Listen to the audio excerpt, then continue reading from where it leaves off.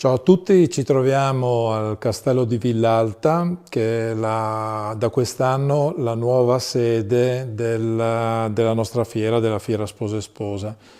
Dopo oltre 20 anni abbiamo deciso, un po' per l'ennesima volta, perché abbiamo già fatto dei cambiamenti durante questa lunga nostra storia, abbiamo deciso di trasferirsi in una location che fosse una location più suggestiva, più carina, più adeguata a quello che è a quelle che sono le nuove tendenze, a quello che è il nuovo stile di ricerca delle future coppie di sposi.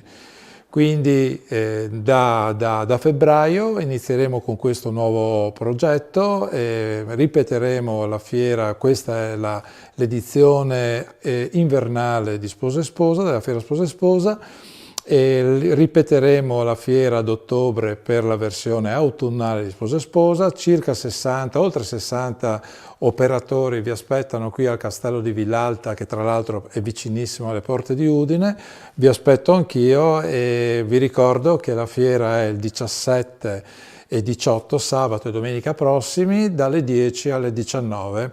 Per l'ingresso è sufficiente andare sul sito di fierasposesposa.com e cliccare per scaricare il proprio accredito per entrare in fiera.